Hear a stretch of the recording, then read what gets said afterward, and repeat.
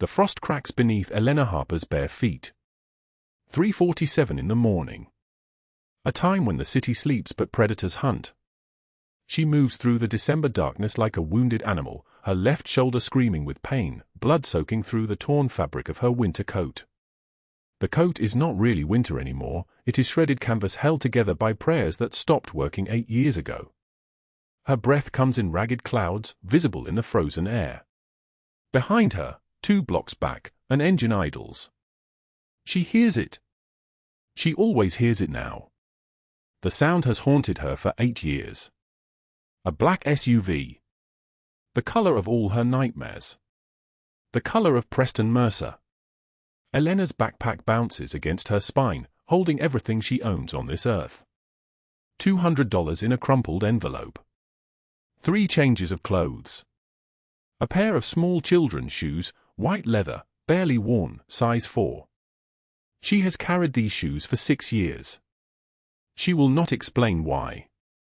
The alley opens onto 5th Avenue. She knows this neighborhood because desperation makes you an expert on every corner, every shadow. The abandoned warehouse district where the homeless gather like ghosts. The parking garage where she slept for 7 weeks. The diner on Market Street that throws out yesterday's sandwiches at closing.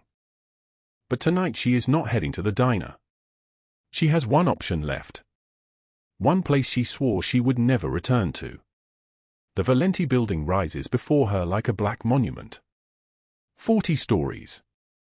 Glass and steel and security that costs more than her annual salary would cost if she had ever been allowed to earn one. The underground entrance is accessed through a service tunnel. She knows this because she knows everything about the places that might harbor her. She has studied the building for 3 months. This is not a plan. Plans require hope. This is desperation wearing the clothes of strategy. The service door is locked. Of course it is locked. 17 seconds pass. She uses her bleeding shoulder to hit the keypad. The motion sensor triggers. Emergency access. The door swings inward. Her entire body shakes, from cold, from pain, from the knowledge that she has just crossed a line that has no return. Inside, the underground parking structure is silent except for the hum of fluorescent lights. The air smells like concrete and machine oil and the ghost of expensive cigarettes. Her footsteps echo. Every step is a scream she cannot voice. The private elevator is coded. But the service elevator is not. She presses down 3 times. The car descends. Deeper. Deeper. The numbers on the lit panel blur. She presses her forehead against the cold metal wall and lets her tears fall, not from pain, but from 8 years of accumulated terror finally finding an exit. When the elevator opens, she is standing in the underground poker room. The room temperature is exactly 72 degrees. The walls are mahogany and gold leaf. The ceiling is coiffured and studded with recessed lighting that costs $800 per fixture. The floor is marble, or black and white in a checkered pattern like a chessboard where human lives are the pieces. And everything stops. The 6 men at the green felt tables do not move. Cigar smoke hangs in the air above stacks of cash that total $480,000. One man has $300,000 in front of him. Another has $140,000. They were playing poker at 3:47 in the morning like men for whom sleep is a luxury they have outgrown. They were playing until Elena Harper stumbled through the service elevator bleeding. The guards move first. 2 men in black suits, each with a gun under their left arm, position themselves between her and the door. Their hands move toward their weapons. Their faces are the blank faces of people trained to commit violence without emotion. Then Alessandro Valenti stands. He is 38 years old. His suit costs more than Elena's entire existence. It is charcoal gray, tailored to his broad shoulders, cut from fabric that falls like water. His white shirt is unbuttoned at the collar, showing the edge of a tattoo on his chest, old ink, prison ink, the kind that tells stories he would never speak aloud. His dark hair is thick, swept back from his forehead. There is a scar running from the outer corner of his left eye to his cheekbone, thin and white and perfectly healed. A knife scar, She knows a knife scar when she sees one. His eyes are the color of a winter storm. He steps around the table with the movement of a man who has never been questioned. Each step is deliberate, controlled. His men know not to interfere. "Remove her," Alessandro says. His voice is deep and solid like an oath. Like a man accustomed to having his words become law. The guards step forward. Elena raises her hands, the universal gesture of surrender. Blood drips from her left shoulder, splattering onto the checkered floor. Drop. Drop. Drop. The sound echoes in the silence. "Please," she says. Her voice is barely a whisper, shattered like glass. "He is going to kill me. Preston Mercer. He has been hunting me for 8 years. I have nowhere left to go." The guards do not stop. Then a door at the back of the room opens. A wheelchair rolls into the space between Elena and the men who were ordered to remove her. The boy in the wheelchair is 8 years old. His name is Micah Valenti. From the waist down, he is not his own. An accident when he was 2 years old. A rival family thought they could leverage a child. They were wrong.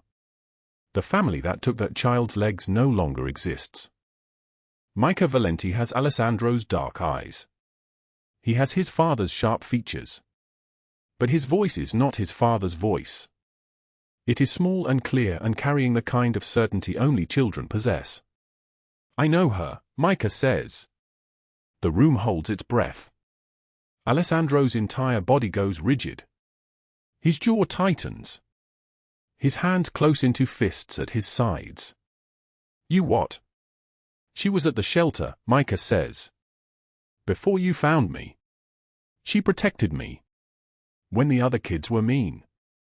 She would sit with me. She would tell me that nobody is nobody." Elena's knees buckle. She has not heard that voice in 6 years. She has not allowed herself to think about Micah since the day the men in black SUVs came and took him from the shelter. She thought she would never see him again. "Miss Elena." Micah rolls his wheelchair forward.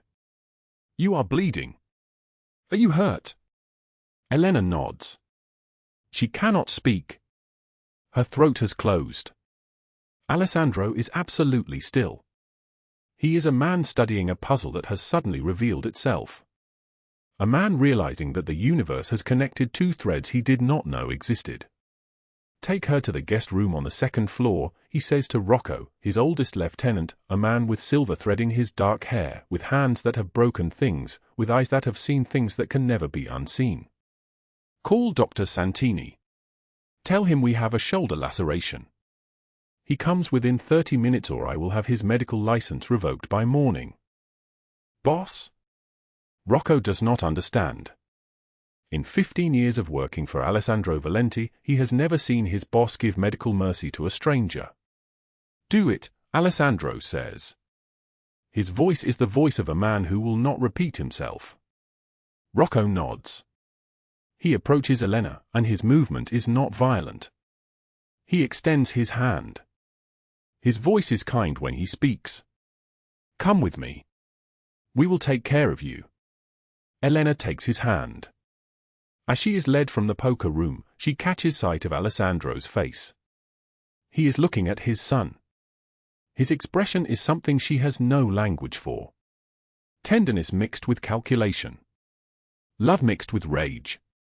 A man realizing that his son knows something about goodness that he has spent 8 years teaching himself to forget.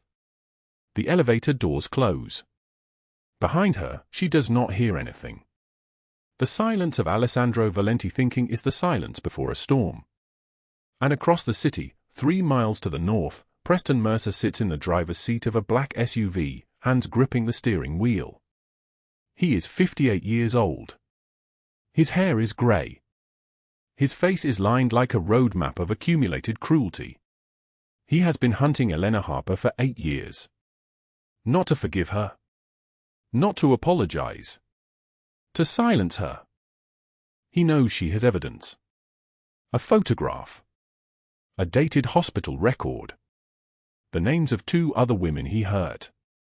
The testimony that could destroy him. His wife Catherine is asleep in their mansion. Catherine Mercer, 54 years old, controls the hotel industry in San Francisco through blackmail and social annihilation. She has ruined careers with a single phone call. She has erased lives by whispering the right lies to the right people. She believes her husband is untouchable because she has made sure that anyone who tries to touch him loses everything. But they do not know who Elena Harper is about to meet. They do not know about Alessandro Valenti. They do not know that in exactly 1 hour, everything will change. But that is a story that begins, like all the best stories, with rain. Before we continue, drop a like if this story hits you. Share it with someone who needs to hear it and subscribe so you don't miss what's coming tomorrow. Now let us go back to the beginning, to the moment Elena Harper's nightmare first began. 8 years ago. On a winter night when nobody knew her name. 8 years ago. November. The kind of cold that makes breathing painful. Elena Harper is 19 years old. Her hair is black, pulled back so tightly it stretches her face. Her eyes are brown, the kind that look older than her years because they have already seen things they should not have seen. She wears the maid uniform of the Mercer Grand Hotel, starched white and grey, pressing into her shoulders like a cage. The name tag says Elena. Just Elena. No last name. In the hotel, she is not a person. She is a uniform that cleans. It is 11:15 at night. The shift ended 15 minutes ago. Most of the other maids have left. Elena is restocking supplies in a back closet when she hears the footsteps. Heavy. Deliberate. Coming toward her. Preston Mercer stands in the doorway. He is 50 years old. His hair is dark still, slicked back with expensive product that smells like chemicals and power. His face is lined, but the lines are not from age. They are from cruelty. From years of taking what he wanted and never being told no. He wears a suit that costs more than Elena's entire monthly salary. His watch is gold. His fingers are ringed with silver. My office, he says. Now. His voice is not a request. It is a command wrapped in civility, the way a knife looks like a tool until it is pressed into skin. Elena's stomach drops. She knows this feeling. She has felt it before when authority figures summon you. When power enters a room, small people shrink. Of course, Mr. Mercer, she says. Her voice trembles like a candle in the wind. She follows him down the hallway. Her shoes echo against the marble floor. Click. Click. Click. Each sound is a countdown to something she cannot name yet but can already taste, bitter, metallic, like blood. His office is on the 14th floor. Floor-to-ceiling windows overlook the San Francisco Bay. The city glitters below, all lights and distance and indifference. There are no witnesses here. There is only the hum of the building's electrical system and the sound of his breathing. He closes the door behind her. You made a mistake today, he says. The words fall like stones into still water. I do not understand, Elena says. She is still standing. She wants to stand. Standing feels safer than sitting. Room 1247. The guest called down. Said the bathroom was not cleaned properly. Said there was a hair in the bathtub. He moves around his desk slowly, like a predator circling. That was your flaw. That was your responsibility. I cleaned that room thoroughly, sir. Are you calling the guest a liar? Silence. The question is a trap and they both know it. No, sir, she says quietly. Then you are calling yourself incompetent. He is close now. Close enough that she can smell his cologne, heavy and choking. Do you think incompetence is acceptable in this hotel? No, sir. His hand reaches out and grabs her arm. Not gently. His fingers dig into the soft flesh above her elbow, pressing down until she feels the bones underneath starting to bruise. The pain is sharp and immediate, like a blade wrapped in ice. You need to understand something, he says, and his voice is so quiet now that she has to lean in to hear him, which means leaning closer to him, which is exactly what he wants. In this hotel, I am God. Every rule comes from me. Every consequence comes from me. Do you understand? Elena pulls her arm away. The movement is instinctive, survival-based. She does not think. She just pulls. His face changes. The civility drops away like a mask falling. His hand comes up and slaps her across the cheek so hard that her vision sparks. She staggers backward, hitting the edge of his desk. Her hand comes up to her face. When she pulls it away, there is a small amount of blood on her fingers from where her teeth cut the inside of her mouth. Do not ever pull away from me again, he says. She runs. She does not remember leaving the office. She does not remember the elevator descent. She remembers the doorman's face as she rushed past him into the November night. She remembers the cold air hitting her skin. She remembers running and running until her lungs felt like they would explode. That was the first time. The second time came 3 weeks later. He called her to the office again. When she refused to go, he found her outside the hotel after her shift and dragged her into an alley behind the building. The rain was falling. It was dark. His hands were on her shoulders and then her neck, and then she was on the ground and he was ripping at her uniform and her skin, and she could not scream because his hand was over her mouth. The third time. The fourth. A pattern. A hunting season that lasted 6 months. The scars came slowly. First, bruises the color of storm clouds. Then cuts when his hands grew rougher. Then, during the last attack, he used a belt. The leather snapped against her back for times. For precise strikes, like a signature being written in blood. She began wearing long-sleeved shirts even in the summer. She began wearing her hair down to cover her neck. She began eating less because food hurt her ribs. She began moving through the world like a ghost, invisible, fading, barely present. And then she reported him. She went to human resources. She brought photographs of the bruises. She brought the torn uniform with his sweat and blood on it. She brought the hospital record from a free clinic where a doctor, seeing her injuries, asked no questions and wrote everything down. The HR director was a woman named Susan. She listened. She took notes. She said the words Elena needed to hear: "We will protect you. This is serious. We will investigate." 2 days later, Elena was fired. The letter said, "Due to performance issues and customer complaints, your employment is terminated immediately." That same day, every hotel in San Francisco received an email. Elena Harper, it said, was unreliable. She was a theft risk. She had made false accusations against staff members to cover her own incompetence.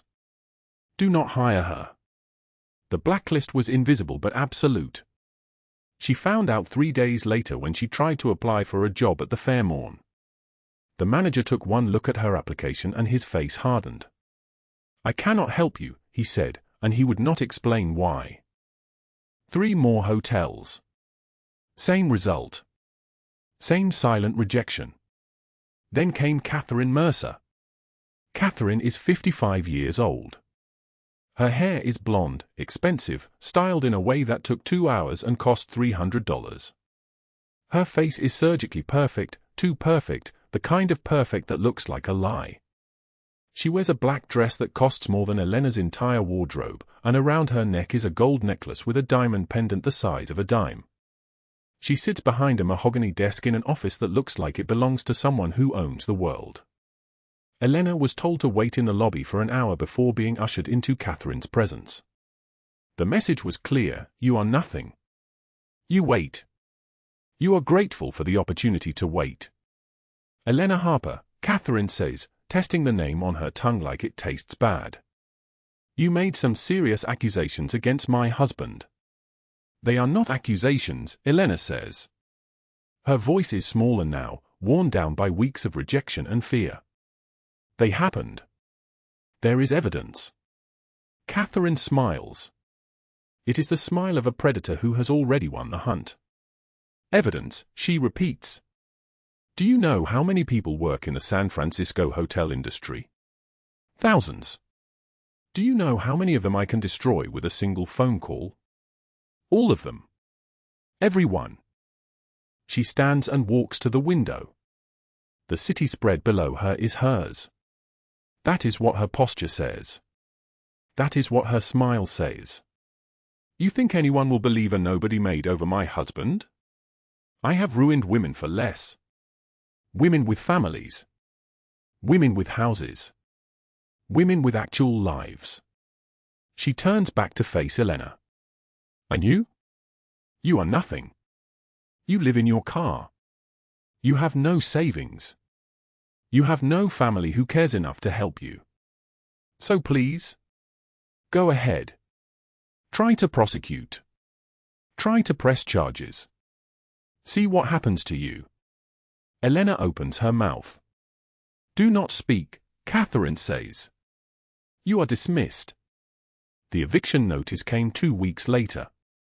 The apartment owner, it turned out, had received a call from someone with a lot of influence. Elena did not fight it. She could not afford to fight it. She packed her 3 possessions into a duffel bag and moved into a 2005 Honda Civic with 180,000 miles on the odometer. For 2 years, the Civic was her home. A parking lot behind a 24-hour gym where she could shower. The back seat folded down for sleeping. The trunk held everything she owned. She survived on $12 an hour jobs as a day laborer, washing dishes, cleaning office buildings, anything that did not require references. And then she found the shelter. The Carson Children's Shelter was 3 blocks from the freeway overpass. The building was old, paint peeling, but the volunteers who worked there had something that money could not buy: kindness. Elena started volunteering there because she needed to feel human again. She needed to remember that goodness existed in the world.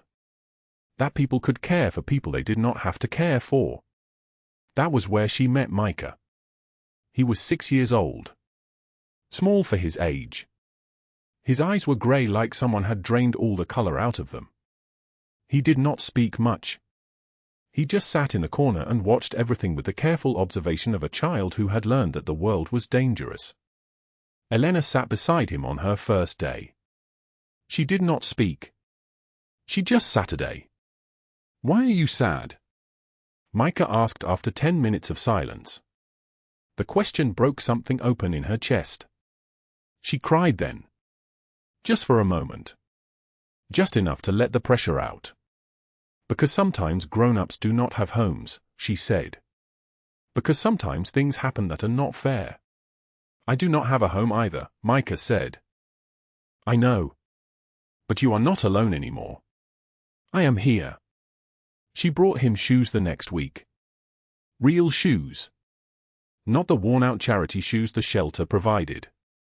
New shoes. Red sneakers with white laces. They cost her $200. It took her 3 months to save that money. 3 months of skipped meals and gas station coffee instead of food. When she put those shoes on his feet, Micah cried. Just a little. Just enough to show he understood that someone had chosen to care for him. For sad days, Elena told him, you look at these shoes and remember that someone thinks you are worth buying shoes for. Okay? Okay, he whispered. She kept those shoes. Even after Micah disappeared. Even when the shelter director said his father had finally found him and he would not be coming back. Elena kept those shoes and carried them in her backpack like a prayer, like a talisman against the darkness that had followed her for 8 years. 3 days ago, that darkness found her again. She was at a gas station bathroom, washing her face with cold water from the sink, trying to make herself presentable for a job interview. When she came out, Preston Mercer was standing by the pumps. 58 now. His hair completely grey. His face more lined, more hardened, like hate was calcifying his skin. He saw her. Their eyes met for exactly 2 seconds. And then she was running. He came after her. His black SUV cutting through traffic. his hands on the steering wheel white with rage. For 3 days, he has been hunting her through the city. She has hidden in bus stations and parking garages. She has changed her appearance. She has avoided every place she knew. She has the uniform still. The torn one from 8 years ago. It is in her backpack. His DNA. His sweat. His blood mixed with hers. The one piece of evidence that could destroy him if anyone cared enough to test it. If anyone cared enough to listen to a nobody. And then the poker room door exploded open. And then Micah was there. And then everything changed. The room was so quiet you could hear the ice melting in untouched glasses. Alessandro Valenti sat motionless at the head of the mahogany table, his storm-grey eyes fixed on the woman bleeding into his chair. She was 27 years old but looked decades older, her dark hair matted, her olive skin the color of old paper, and her left shoulder wrapped in a hastily tied strip of fabric that was already soaking red. The underground poker room existed 43 feet below the penthouse, accessible only by private elevator, and in 15 years of using this space, Alessandro had never allowed an uninvited guest to breathe its air. But that was before Micah wheeled through the back entrance. The 8-year-old boy was thin in the way that children who cannot run are sometimes thin, his shoulders too narrow for his body, his hands too small for the chrome wheels he gripped with fierce determination. His dark eyes were enormous, and they locked on Elena Harper like a lighthouse finding a ship in darkness. "Papa," Micah said, his voice thin as thread but steady as steel. "Please help her. She saved me when no one else cared." Alessandro stood. When he moved, it was the way a storm moves across open water, gathering everything around it into its motion. He was 6'2", broad-shouldered in the way of men who grew up fighting for survival, and his charcoal suit, worth more than Elena had earned in 3 years, hung on him like armor. At his temples, silver threaded through his black hair like frost. A scar ran from his left eye to his cheekbone, white and precise, a permanent reminder of the night his father was murdered. "Leave us," he said to the men who had been about to throw Elena out. All except Rocco and Franco. The other guards filed through the door without question. When you work for Alessandro Valenti, you learn that obedience is not a choice, it is the only language that keeps you breathing. Elena tried to stand. Her vision swam. The edges of the room tilted like a ship in rough water. She sank back into the leather chair, her right hand pressing against her shoulder wound. "I didn't know Micah was your son," she said, each word a separate effort. "I'll leave. I just needed somewhere safe for one night. I didn't mean to. Who did this to you?" Alessandro's voice was deep and solid like an oath, and it cut through her words like a blade. Elena's jaw tightened. She said nothing. Rocco, a man with a bull neck and scarred knuckles who had worked for Alessandro for 12 years, moved without being asked. He brought the medical kit from behind the bar, the one meant for injuries sustained during business disputes, and set it on the table beside her. Franco, leaner and younger but equally dangerous, opened it with practiced efficiency and began preparing bandages, antiseptic, gauze. As Franco's hands moved toward her shoulder, Elena flinched. A sound escaped her mouth, involuntary, small as a child's cry. "Hold still," Franco said, his voice almost gentle. But she flinched again. And again. At every touch, no matter how careful, her entire body went rigid with fear that transcended the physical wound. Alessandro watched this. Something shifted in his chest, subtle as a blade sliding into a sheath. "Lift your shirt," he said. "No." Elena's voice trembled like a candle in the wind. "I said lift it." She could have refused. But something in the absolute certainty of his command made argument seem impossible. Slowly, her hand shaking, Elena pulled her shirt up and turned to show him her back. The room went cold. Not because of the air conditioning, but because what they saw could not be unseen. Scars crisscrossed her entire back in every direction, a map of sustained violence. Some were old and white, thin lines like a history written in skin. Others were newer, pink and raised, still healing from wounds inflicted in the past 18 months. There were puncture wounds. Burns. Long lacerations that could only have been made with intention, with time, with someone standing over her and deciding exactly where the pain should go. Rocco, who had seen men tortured in rooms designed for torture, actually stepped back. Franco's hands stopped moving. For the first time in their professional lives, both men looked at their boss with a question forming in their eyes that they would never speak aloud. Micah wheeled himself closer to Elena. His small hand reached out and touched her arm, careful as if she were made of something fragile that might break. "Everyone hurt you," he said. It was not a question. "Many people hurt me," Elena whispered. "But you were not one of them." Alessandro turned away. He walked to the window that looked out over San Francisco's sleeping financial district, his silhouette sharp against the city lights below. He stood there for long enough that no one else moved, no one else breathed. 43 floors below, Preston Mercer's black SUV was parked in a garage. 43 miles away, Catherine Mercer lay in a four-poster bed in a house worth $12 million, her silk sheets cool as forgiveness, her hands folded on her chest like a woman who had never struck anyone in her life. But in this underground room, Alessandro's jaw clenched so hard that muscle twitched beneath the scar on his cheekbone. He had been 16 years old when his father died. He had been hiding in the dark, watching from between crates of wine, when the rivals came. He watched them beat his father until he was unrecognizable. He watched them wrap him in plastic sheeting and carry him out like garbage. And for 22 years after that night, Alessandro built an empire on the principle that no one he loved would ever be defenseless again. He had seen every kind of cruelty that money and power could generate. But this was different. This was not a single act of violence. This was sustained, methodical, 8 years of hunting a woman who had done nothing but refuse to be silent. This was the kind of evil that required not rage but patience, not impulse but planning. "You stay here," Alessandro said, still facing the window. "Under my protection. Until we deal with whoever did this." Elena's voice came out as barely a whisper. "I can't pay you." Alessandro turned. He looked at his son. Micah looked back at him with eyes that had seen suffering but somehow remained soft. "You already did," Alessandro said. 2 years ago.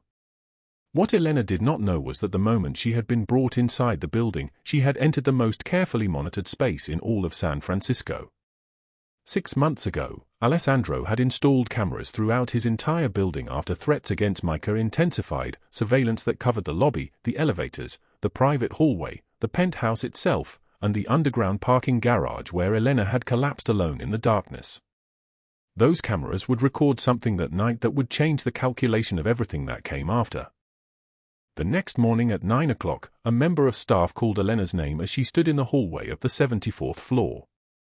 The penthouse doors opened to show her a space that made her breath stop. Floor-to-ceiling windows revealed the entire city sprawling beneath her feet, the Bay Bridge suspended like a golden necklace in the morning light. The furniture was minimal, expensive, and arranged as if by someone who understood that beauty came from space and silence. A staff member showed her to a room on the 3rd level down from Alessandro's private suite.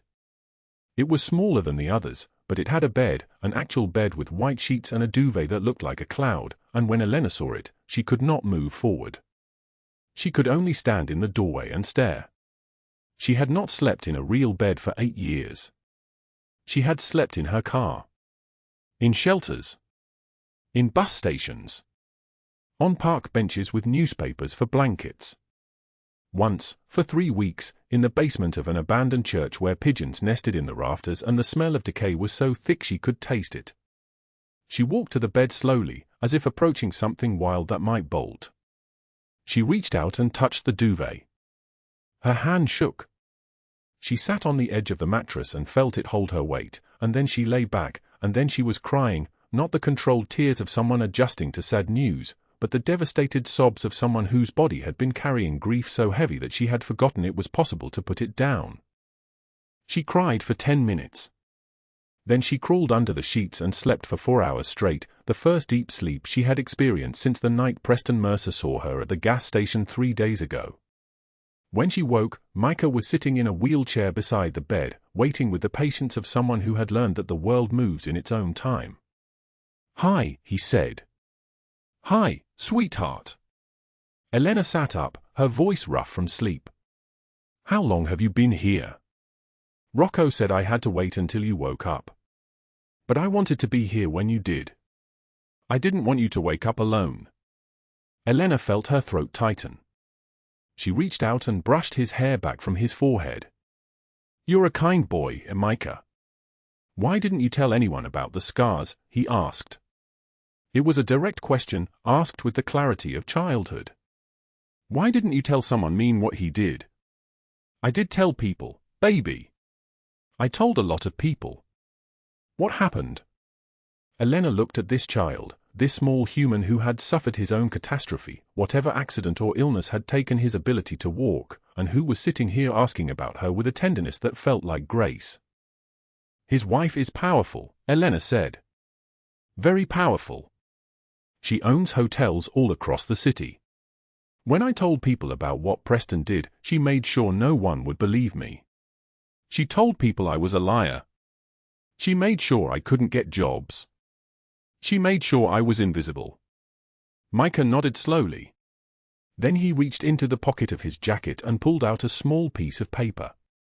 It was folded and refolded so many times the creases were soft as fabric. He handed it to Elena. She opened it to find a child's drawing, done in crayon in colors that had faded slightly with time.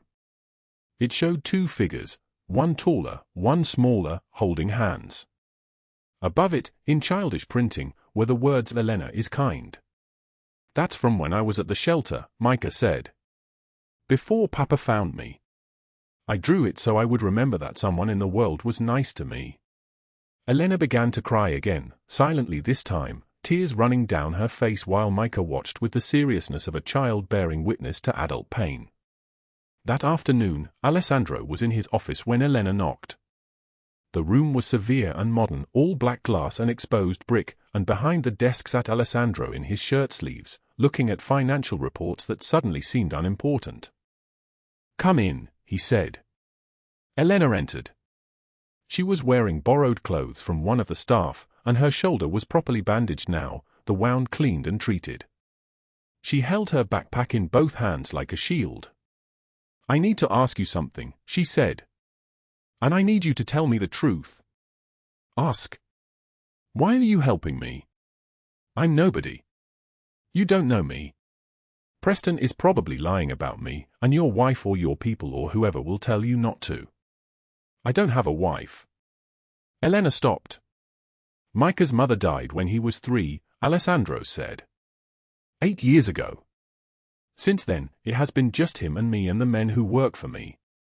But that is not important to your question."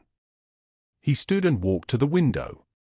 San Francisco stretched out beneath them, a city of steel and glass and human desperation, each person down there carrying some kind of wound. "When Micah was born," Alessandro said, "I held him in my hands. He was smaller than my fist. And I made a promise to him that I have broken 1,000 times. I promised him that he would never be invisible. That he would always matter. That no matter what happened to him in this world, someone would care enough to see him." He turned back to her. 2 years ago, you saw him when he was invisible to everyone else. You kept seeing him even after his life became impossible. That is not a small thing, Elena. That is the thing that keeps the world from becoming hell." Elena did not cry this time. Instead, she opened her backpack with shaking hands and pulled out a pair of children's shoes. They were small, worn, the leather creased and soft from being handled. The laces had been retied many times. "These were the first pair of shoes I ever gave Micah," Elena said. "I bought them with money from my first paycheck at the shelter. He cried when I put them on him. Just a little. Because he understood that someone had chosen to care for him." She held them out. Alessandro took them as if they were made of gold. "He needs surgery," Elena said. "Heart condition. $47,000. I have $200 left, and I've been trying to save enough for 3 years. But Preston destroyed my last hiding spot for weeks ago. Took everything. I need $47,000 in 3 days or a little girl dies." And I don't know how to ask you for that kind of help, because people like me don't get help like that. People like me just learn to live with impossible things. Alessandro set the shoes on his desk. Then he opened a drawer and pulled out a checkbook, actual paper, because men like him did not fully trust electronic transactions, and began to write. When he turned the check around to show her, Elena saw the number and had to sit down. $47,000. What do you want in exchange? She asked. Nothing. Everyone wants something. My son was nothing to everyone else but you, Alessandro said quietly. You're not nobody to him. You're not nobody to me. This is not a transaction. This is not debt. This is me telling you that you matter. That your fight matters. That the people you're protecting matter. And sometimes, when someone has been invisible for as long as you have, you need to hear that from someone with the power to make it true. Elena took the check.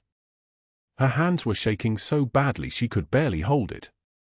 That evening at 6:30, Preston Mercer walked into the lobby of Alessandro's building.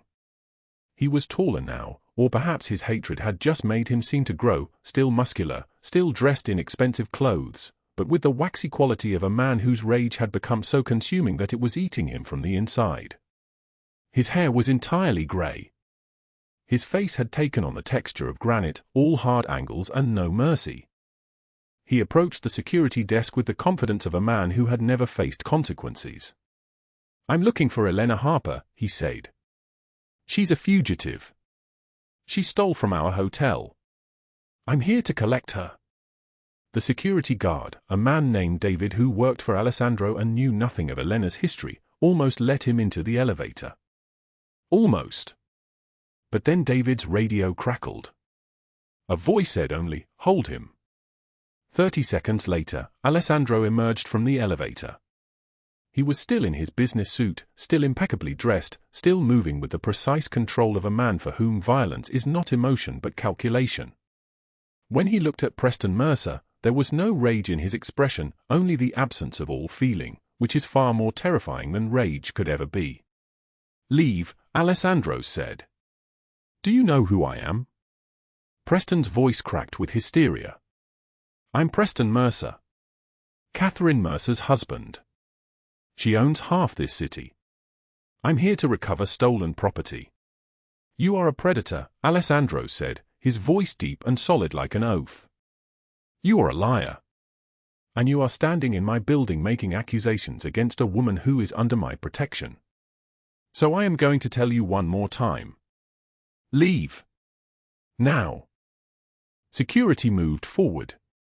They took Preston's arms gently but with absolute certainty, the way you handle something dangerous that might shatter. They walked him backward toward the doors. Preston screamed as they moved him.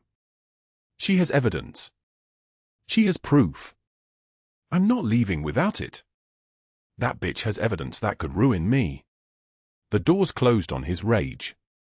The lobby went quiet except for the sound of his fists pounding on the glass from outside. David, the security guard, picked up his phone and called the police. By the time they arrived, Preston had driven away in his black SUV, disappearing into the San Francisco night like something that had never been real. What Elena did not know was that every moment of this confrontation had been recorded.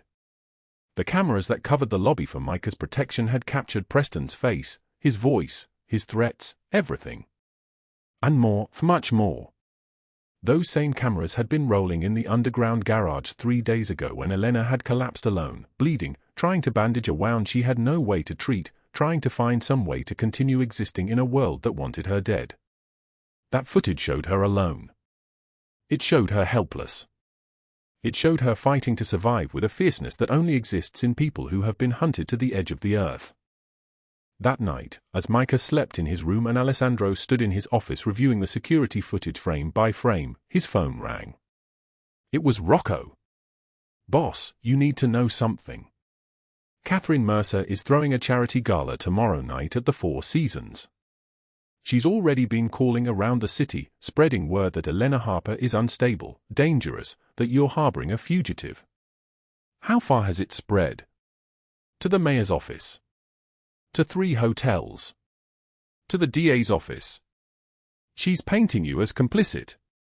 She's building a case. Alessandro closed his eyes. He could see the city's social machinery spinning, the way that power protects itself, the way that Preston Mercer could destroy Elena Harper and then, for the sport of it, destroy him as well. Tomorrow night, Alessandro said, I'm going to that gala. And I'm going to have a conversation with Preston Mercer. He hung up the phone. Outside his window, San Francisco glittered in the darkness, a city of secrets and lies, of invisible people and people so visible their power burned like fire. In her borrowed room on the third level down, Elena Harper held the check for $47,000 in both hands and whispered a prayer to a God she was no longer certain believed in her. Neither of them knew what tomorrow would bring. But the machinery of justice, once set in motion, becomes difficult to stop. The penthouse office at 7 in the evening held the color of winter light turning gray, the kind of light that makes everything look like it's happening underwater. Elena Harper sat in a leather chair that cost more than 4 years of her old rent, and in her trembling hands, she held a briefcase containing $47,000. Not her money. His money.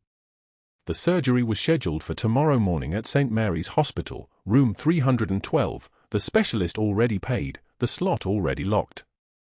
Everything was arranged with the precision of a man who had spent his life removing obstacles. Everything except her will to survive it. The rumors are spreading through the hotel district, Rocco said, standing near the floor-to-ceiling windows. His voice carried the weight of someone delivering bad news to a person who had already absorbed too much bad news. Preston Mercer has been calling general managers personally. She's telling them Elena is unstable, dangerous, that she fabricated her claims against Preston to extort money from the family. She's painted him as the victim of a woman trying to destroy him out of spite. Alessandro stood motionless, his shadow falling across the mahogany desk like a blade. His suit was charcoal gray, the fabric Italian, the tailoring such that it seemed to shape not just his body but the air around it.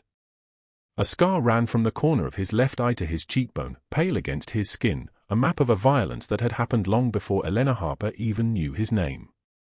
When he spoke, his voice moved through the room like something with weight. The mayor. She's been to his office twice. She donated $50,000 to his re-election campaign last month. The district attorney's office is listening to her. She's constructing a narrative that you're sheltering a fugitive, that your legitimacy is in question. Elena's fingers pressed against the briefcase handle so hard her knuckles turned white. The $47,000 felt like it was suffocating her, like it was a rope around her throat instead of a lifeline. She had not eaten since morning. She had not slept properly in 3 weeks. Her shoulder throbbed where Preston's knife had cut her, even through the bandages, even through the medication Alessandro had given her. And now Preston Mercer was dismantling her from the outside while Preston hunted her from within the city's shadows. Tomorrow night Preston is throwing a charity gala at the Four Seasons, Rocco continued. Black tie. The mayor will be there. Half the city's money. She's using it as a platform. By the time that event ends, she will have convinced everyone in power that you are the problem, boss. That sheltering her makes you complicit in a criminal conspiracy. Alessandro turned away from the window. He looked at Elena for a long moment, his dark eyes reading her the way he might read a tactical map, noting every crack, every vulnerable point. I'm going to that gala, he said. His tone suggested the conversation was already over, already decided. And I'm going to have a conversation with Preston Mercer about the consequences of her choices. Boss, that's, Franco started, but Alessandro raised one hand, and the word died in the air like something that had been struck down. Not a request, Alessandro said. A statement. Rocco and Franco exchanged a look, the kind of look that carries 15 years of loyalty and the weight of having seen their boss do extraordinary things, but never quite like this. They withdrew, closing the office door with a soft click that sounded like a lock turning. Elena rose from the chair. Her legs were unsteady. The room tilted slightly, or perhaps she was the one tilting, perhaps she had been tilting for so long that standing straight felt like falling. They're too powerful, she said. Her voice emerged small, fractured like glass dropped on concrete. Catherine has controlled this city for 20 years. Preston has money, connections, his wife's influence. I'm nobody. I've always been nobody. They've won for 8 years. And they'll win again because people like them always win. People like me always lose. She moved toward the floor-to-ceiling windows, drawn to them the way drowning people are drawn to anything that looks like it might float. The San Francisco skyline sprawled below, thousands of lights beginning to ignite as the winter darkness fell, the Bay Bridge glittering in the distance, the city vast and indifferent and utterly unconcerned with whether Elena Harper lived or died. The glass door leading to the penthouse balcony was open. She did not remember opening it. The cold hit her like a physical thing, sharp and immediate, the December air cutting at her exposed skin.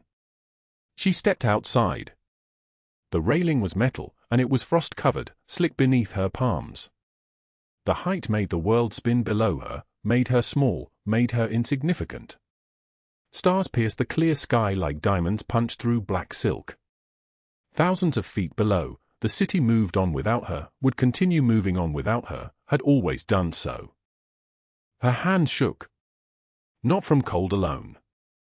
From the accumulated weight of 8 years running, 8 years of being hunted, 8 years of wounds that would not heal, 8 years of being invisible and unwanted and wrong.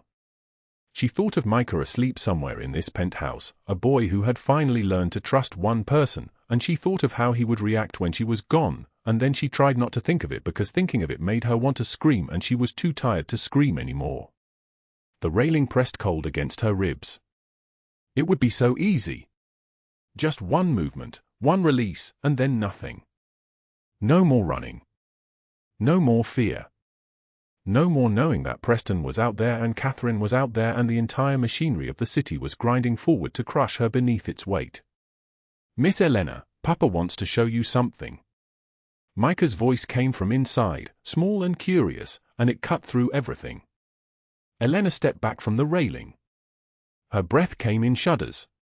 She turned toward the glass door, where the 8-year-old stood in his wheelchair, his dark eyes bright with something like excitement, completely unaware that he had just pulled someone back from an edge. Inside the office, Alessandro had arranged the security monitoring system so that 12 screens glowed against one wall, each one displaying different angles, different times, different moments of crisis. 6 months ago I installed cameras throughout this building, he said, his voice steady and deliberate. Ostensibly to protect Micah from external threats. But they recorded everything. The night you arrived, bleeding, desperate. The night before that, when Preston followed you from the shelter on Van Ness Avenue, when his car moved through the city like a predator closing in. 3 weeks ago when he cornered you outside St. Catherine's soup kitchen and you fought him with a piece of broken glass from the parking lot. Elena watched the screens flicker between images. Herself, smaller and more broken in each one, but fighting. Always fighting. 32 separate incidents, Alessandro said. 32 times Preston Mercer stalked you, threatened you, attempted to corner you or silence you. And I found 6 other women. I sent Rocco to find them. I asked them if they wanted to testify now that they were no longer alone. What did they say? Elena's voice was barely audible. 5 of them said yes immediately. 1 needed time. I gave her time. But as of 3 hours ago, she also said yes. 7 women, Elena. Not just you. 7. Elena collapsed into the chair. The tears came, but they came differently than they had come before. These were not tears of despair. These were tears of a dam breaking, of pressure that had been building since before Preston had ever put his hands on her, since before she was born into a world that had never valued her, tears that carried the weight of being seen, of being believed, of not being alone anymore. She cried like she was drowning. She cried like she was drowning and someone had finally thrown her a rope. Alessandro did not touch her. He simply waited, the way he might wait for a storm to pass, the way patience itself had somehow become a form of power. When she could speak again, she said, "What happens now?" "Now we wait," he said. "Preston will make a mistake. Desperate men always do." He did. At midnight, the building's security system recorded Preston Mercer moving through the underground garage, sliding a keycard he should not have possessed, moving toward the area where Elena's old vehicle was parked. He believed the evidence was there. He believed he could find what needed to be destroyed before anyone else could find it. What he did not know was that Alessandro had decided something crucial: the police would not be called. Not yet. 12 men in black entered the garage at 12:02 a.m., moving with the kind of tactical precision that comes from training and loyalty and the absolute certainty that their boss had decided something and would not be questioned. They moved like ghosts, like smoke, like the kind of violence that arrives without warning and departs before anyone understands what has happened. Preston heard the footsteps. He turned. He saw them. His mouth opened to scream, but one hand, large and gloved, covered it before any sound could escape. They extracted him from the garage into a black SUV, the door closing with a hydraulic hiss that sounded like the last breath leaving a dying thing. At the same hour, Alessandro arrived at Catherine Mercer's mansion in Pacific Heights, Rocco and Franco flanking him, their dark suits precise against the winter night. The mansion was limestone and glass, the kind of architectural statement that said money and power and the absolute certainty that the world would bend to accommodate them. A maid answered the door. She recognized Alessandro and paled, but stepped aside without speaking. Catherine Mercer descended the grand staircase in a silk robe the color of champagne, her blonde hair impeccable despite the hour, her face arranged in an expression of supreme confidence. She had won every battle of her life through the careful manipulation of perception and power. She did not yet know she was about to lose everything. "Alessandro," she said, extending a hand. "What a pleasant surprise. Though I must say, calling at this hour is somewhat unconventional even for you." He ignored the hand. Instead, he walked past her into the living room, where a television screen occupied an entire wall. Rocco carried a small device. He connected it to Catherine's own system. The screen flickered to life. What played next was methodical documentation. Preston Mercer's attacks on Elena Harper. The knife. The threats. The stalking. The footage was clear, dated, time-stamped, irrefutable. But then the screen shifted, and what appeared was something else entirely. Files. Images of documents. Records of 15 years of blackmail schemes. Names of politicians Catherine had destroyed. A hotel owner whose business she had dismantled through rumors. A woman whose career she had obliterated because that woman had refused to hire Catherine's nephew. The systematic, calculated destruction of anyone who had ever opposed her will. Catherine's face changed. Not quickly. Slowly, like a mask being removed, like the thing underneath was made of something older and more fragile than the thing on top. "I'm not going to kill you," Alessandro said. His voice was quiet, which made it somehow worse. Death would be too quick. Too easy. Too merciful. What you deserve is to watch everything you built collapse. What you deserve is to understand that power without mercy eventually turns into nothing. He held out a phone. "Call your lawyer. The FBI raids your offices at dawn. Every file, every communication, every blackmail scheme going back 15 years. Federal prison. 40 years minimum. Your wealth will evaporate paying lawyers. Your children will inherit only the shame of your name." Catherine took the phone with a hand that was no longer steady. "Please," she said. "Please, Alessandro, I have a daughter. I have grandchildren. Please." He was already walking toward the door. Behind him, he did not turn to look at her. He did not need to. He could hear the moment she understood that her pleading changed nothing. He could hear the moment the weight of consequence finally pressed down on someone who had never experienced it before. By 2:41 a.m., Preston Mercer had been delivered to a warehouse in the port of Oakland, to a man whose family had been trying to break into San Francisco territory for 30 years.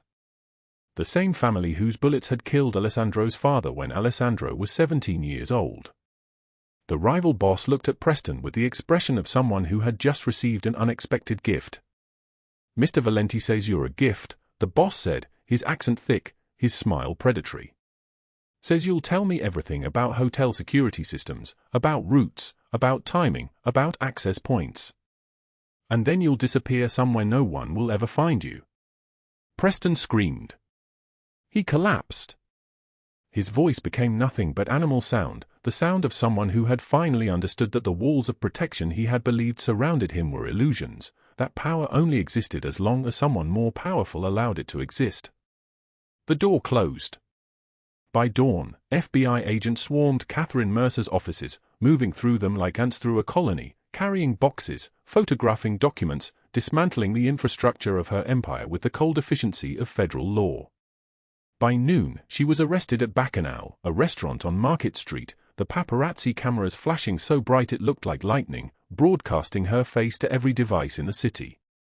Within 2 hours, the story had spread across every news outlet in San Francisco. Within 4 hours, it had gone national.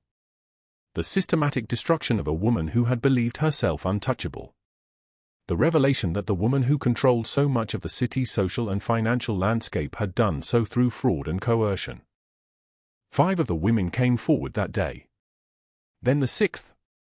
Then the 7th. Each interview was a revelation. Each story corroborated the others. By evening, Catherine Mercer was no longer a socialite. She was a criminal. She was a predator. She was nobody. And Preston Mercer simply disappeared. No body was ever found. No trace ever emerged. He became the kind of legend that dangerous men whisper about in the dark, the kind of cautionary tale that makes even the violent ones careful about crossing lines they did not even know existed. What happened to him in that warehouse remained unknown. It would remain unknown forever. And sometimes, that unknown is the most terrible punishment of all. 1 week after Preston Mercer vanished into the criminal underworld like smoke dissolving into fog, Elena Harper stood alone in Alessandro Valenti's penthouse, looking out at San Francisco stretched below her like a city made of glass and light. The view from the 42nd floor showed her the streets she had walked, the neighborhoods where she had slept in her car, the shelter where everything began to change. The morning sun caught the frost still clinging to the windows, and she traced the ice crystals with her fingertip, remembering when cold had meant danger. Now it meant nothing. Now she was safe behind walls that cost more than she could count. She did not recognize herself in the mirror anymore. The woman who looked back had gained weight, real weight, not from health but from meals that did not come from dumpsters behind restaurants. Her hands no longer shook. The tremor that had lived in her fingers for 8 years had simply stopped one morning, like a clock that finally wound down. A sound came from down the hallway. Footsteps, slow and measured. Alessandro appeared in the doorway, his tailored charcoal suit still crisp despite the early hour, his dark hair silvered at the temples catching the light like platinum thread. His eyes, storm gray and penetrating, watched her with the kind of intensity that still made her breath catch. "You did not sleep," he said. Not a question. An observation from a man who understood insomnia the way other people understood breathing. "Neither did you," Elena replied. He moved to stand beside her at the window. His coat, cashmere worth more than a year of her old rent, hung open, revealing the white shirt beneath, unbuttoned at the collar. A small scar ran from his left eye to his cheekbone, white and thin, a reminder of violence survived. He smelled of coffee and smoke and something darker, something that made her body remember danger and safety in the same moment. "I want to show you something," Alessandro said. His voice was deep and solid like an oath, measured and controlled. "Will you come with me?" She followed him through the penthouse, past rooms that seemed to exist only to be beautiful, past walls hung with paintings that cost more than her childhood home. They descended a corridor lined with photographs, and Elena slowed, studying them. Alessandro as a younger man, fierce and sharp-edged. Alessandro with men in black suits, all of them standing in poses that suggested power and loyalty. And then, newer photographs. Alessandro with a small boy. The boy in a wheelchair, smiling with pure, uncomplicated joy. They stopped outside Micah's room. The boy was asleep still, his small frame barely making an indent in the bed, his breathing soft and steady. Beside the bed, Alessandro picked up a drawing from the nightstand, the paper worn from being held many times. The crayon work was crude, the proportions impossible, but unmistakable, a woman holding a boy's hand. The woman had red hair drawn in bright crayon red. The boy sat in a wheelchair, also rendered in vivid color. And above them, in letters that slanted and curved unpredictably, someone had written in childish script, "Elena and me." Elena's breath caught. She reached for the drawing, but did not take it. Her hand hovered near the paper like she might break it with her touch. 2 years ago, I did not know my own son existed, Alessandro said quietly. His eyes never left the child. His mother kept him from me. When she died, he was placed in a shelter. One of the worst in the city. And there, in that concrete room where the radiators clanked all night and the other children fought over blankets, a woman named Elena Harper showed him kindness. Elena felt something crack open inside her chest. He was invisible, Alessandro continued. His voice dropped lower, each word deliberate. Not just to the system. To me. I was so consumed building my empire, destroying my enemies, ensuring power and security and control, that I did not know my own son had become invisible. And you saw him. When no one else did. When I did not. Elena started, but he raised his hand. You just showed basic kindness, he said. But do you understand what that means in a world like mine? In my world, kindness is weakness. Tenderness is a wound waiting to be exploited. And yet you walked into that shelter and loved my son anyway. You gave him hope when hope had no reason to exist. Elena's eyes filled with tears. She did not try to stop them. The drawing trembled in her vision, the crayon colors blurring into abstract art. Alessandro turned to face her fully. I saved you from Preston Mercer because it was the right thing. Because what he did to you was unforgivable. But I saved you also because I understood something that night, something that made me understand what I had lost in becoming powerful.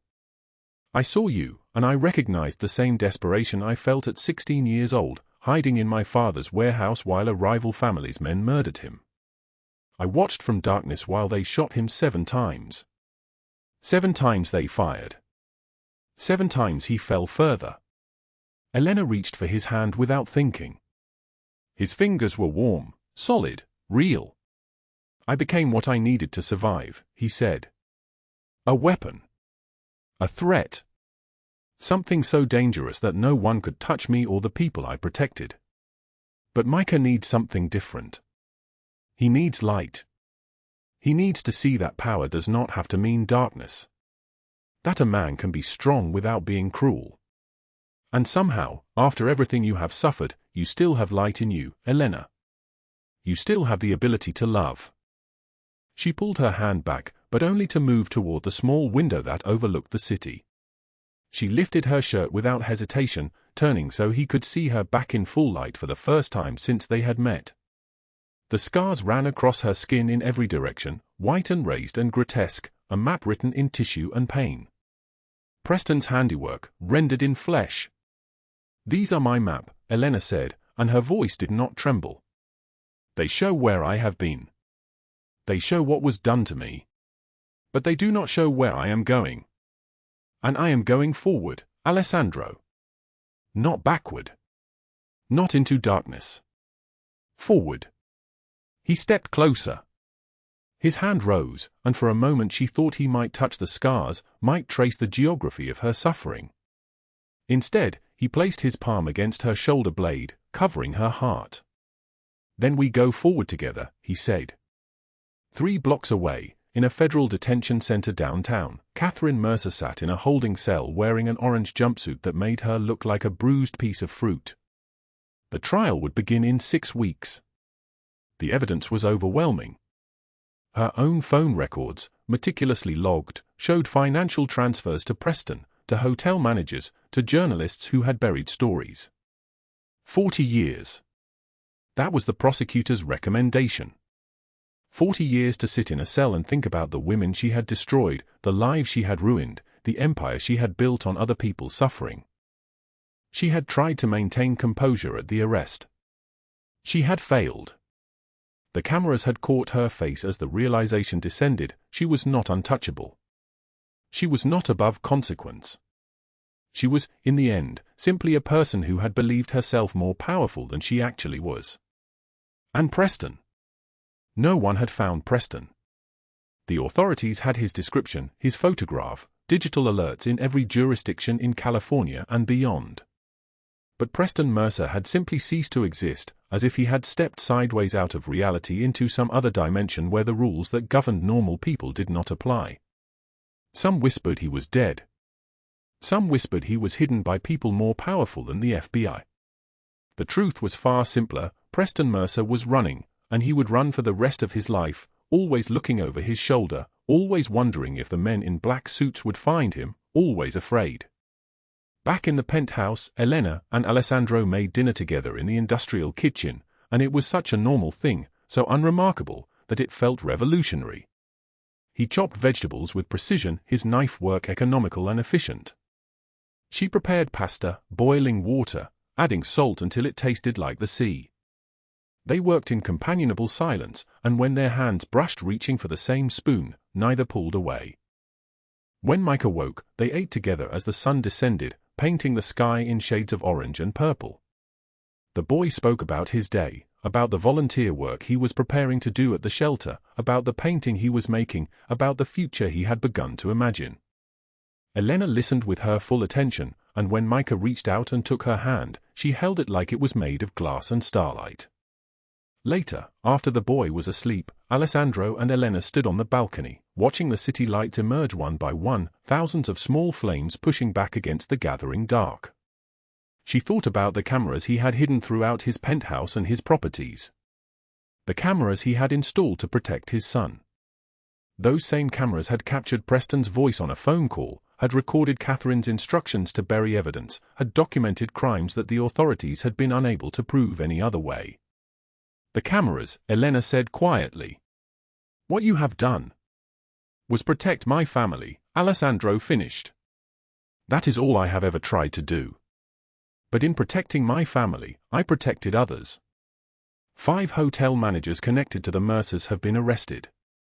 6 women have come forward with their own stories. The system is slow, Elena, but it moves. Because we moved it. Elena leaned against him, and he wrapped his arm around her, pulling her close.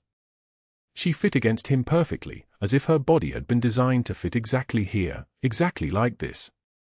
I want to offer you something, Alessandro said. A real job. Legitimate. Running a shelter. I will fund it completely. All the resources you need, all the staff, everything. We can save people the way you saved Micah. The way you saved yourself. Elena turned to face him, and in the city light, her eyes were wet and shining. Yes, she said simply. Yes to everything. He reached into his pocket and withdrew a small object wrapped in tissue paper. When Elena unfolded it, she found herself holding a pair of child's shoes. Very small. Very old. The laces were frayed, the leather cracked from age and wear. Micah's first shoes, Alessandro said softly. The ones he wore when he was placed in the shelter. I wanted him to have them back. To remember. Not as a symbol of abandonment, but as a symbol of survival. Of beginning again. Elena held them to her chest, and something in her broke open in the most beautiful way possible. She did not cry. She simply stood there, holding a dead child's first shoes, and understood that the world was full of small miracles that no one noticed, small acts of redemption that no one counted, small moments of grace that changed everything. The frost was melting on the windows. Spring was coming to San Francisco, and with it, new growth, new possibility, new light pushing back against darkness that had held the city for so long. And sometimes, miracles come from the most unexpected places. This story teaches us that even in the darkest moments, love finds a way.